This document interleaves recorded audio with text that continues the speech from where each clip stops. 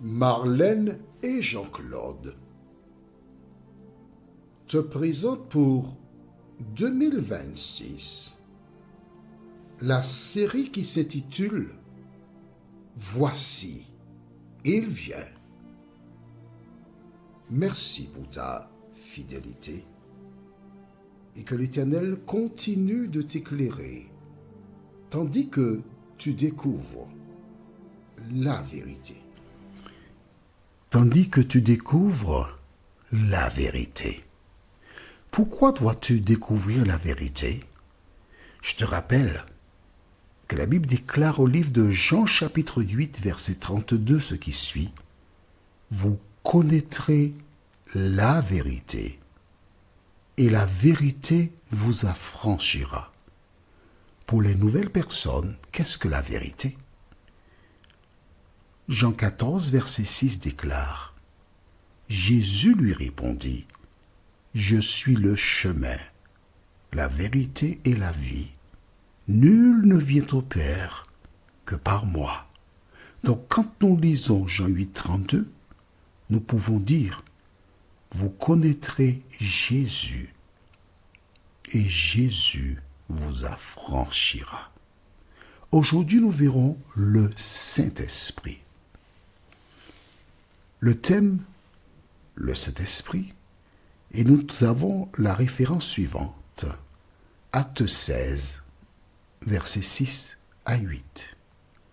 Acte 16, versets 6 à 8. Avant de l'aborder, recherchons la présence justement du Saint-Esprit qui seul nous conduit dans toute la vérité. Prions. Notre Seigneur et notre Dieu, nous tournons nos regards vers toi. Nous te remercions pour le bonheur de te connaître et de trouver la paix en Jésus de Nazareth. Merci, ô Dieu, pour ton amour. Et tandis que nous nous apprêtons à ouvrir le Saint-Livre, cet esprit, merci de nous conduire dans toute la vérité, nous t'en prions.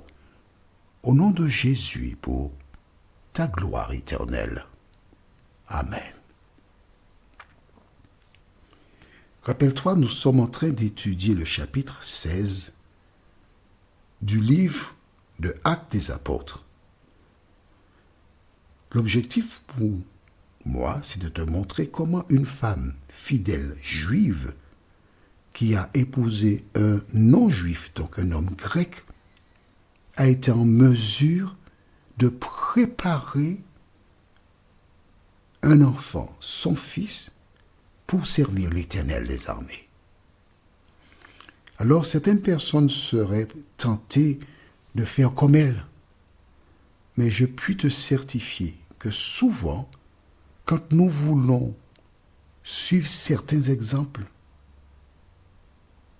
on arrive au fiasco. Parce que le modèle divin, c'est que deux personnes de la même communauté se marient. Cela évite bien des déboires et bien des souffrances. Voilà donc Paul qui est parti avec Timothée. Nous avons vu précédemment comment le nombre des disciples augmentait. Mais à aucun moment, tu as vu qu'il menait des actions spectaculaires. Il faisait quoi? On va relire le verset 4. En passant par les villes, il recommandait aux frères d'observer les décisions des apôtres et des anciens de Jérusalem. C'est ce qu'il faisait. Ils ne parlaient pas un autre langage. Ils avaient un seul et unique langage. À partir du moment où tu vois des femmes et des hommes présenter un nouvel évangile, une nouvelle lumière, comme disent certains, tu peux être certain qu'il y a une cacophonie. Tu peux être certain que le diable a mis son grain de sel et qu'il y aura des difficultés. Mais la suite est intéressante. Les églises se fortifiaient par rapport à quoi? L'enseignement. C'est comme toi. Depuis le 1er janvier, pour certains, d'autres, ça fait un moment, tu as commencé à écouter ces audios. Tu as commencé à lire la Bible. Tu as commencé à voir les choses différemment. Et tu avances, tu progresses.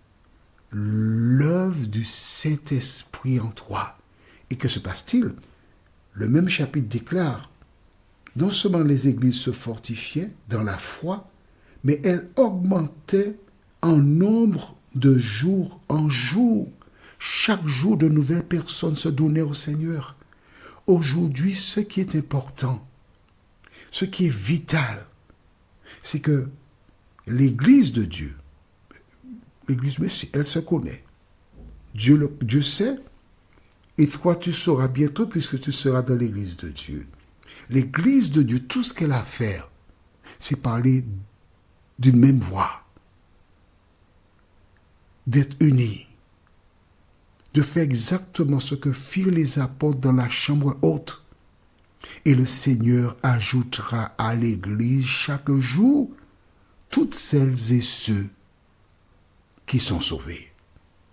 Lisons aujourd'hui dans le livre toujours de Actes chapitre 16, mais nous irons les versets 6 à 8. Que dit la parole?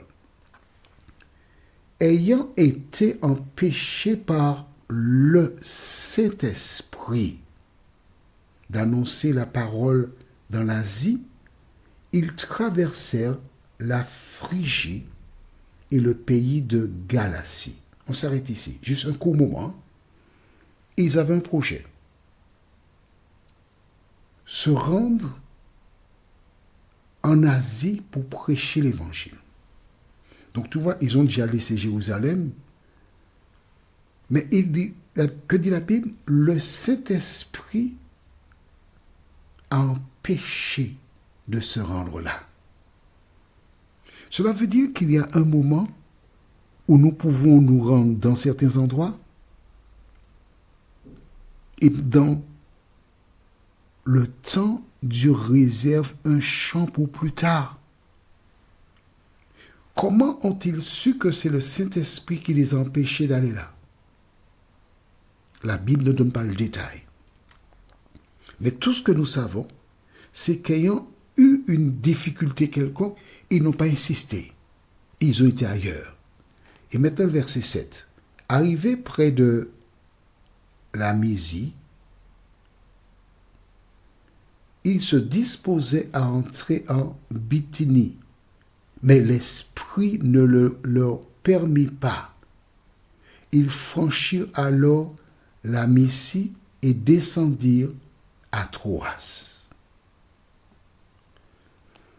Waouh! Voici ces hommes qui travaillent pour Dieu, qui sont mandatés pour l'Éternel et qui partent, qui se laissent guider par qui? Le Saint-Esprit. C'est lui qui rythme leur vie. C'est lui qui les dirige afin qu'ils arrivent à bon port. Aujourd'hui, plus que jamais, ce dont toi tu as besoin, c'est d'être dirigé par le Saint-Esprit. Laissez ce dernier diriger ta vie et te conduire là où il juge nécessaire. Jésus et Jésus seul. Et ce n'est qu'ainsi que tu pourras remplir la mission pour laquelle tu as été appelé. Du temps de Paul et de Timothée, ils étaient dirigés par le Saint-Esprit. Aujourd'hui, qui te dirige? Tes pensées? L'exemple des autres? Qui te dirige dans la vérité? Notre prochaine étude s'intitule « Une vision ». Et nous comprendrons pourquoi le Saint-Esprit a empêché Paul et Timothée de se rendre dans ces régions en question. Notre référence, Acte 16, verset 9. Une vision. En attendant, prions. Notre Seigneur et notre Dieu, Merci pour la parole. Merci parce que nous avons découvert que tu ajoutais chaque jour à l'Église ceux qui étaient sauvés parce que le Saint-Esprit dirigeait. De nous aider, Seigneur, jour après jour, à nous laisser conduire par le Saint-Esprit et à demeurer à ton écoute, nous t'en prions. Au nom de Jésus et pour ta gloire éternelle. Amen. Que l'Éternel continue de te garder et te bénir et me tarde de te retrouver. Nous sommes parvenus au terme de notre réflexion. Si d'aventure tu as une question, il te suffit d'envoyer un message par le biais de WhatsApp au numéro suivant, plus 596 696 88 93 93. Et alors Jean-Claude, moi, je me ferai un réel plaisir de répondre à ta question.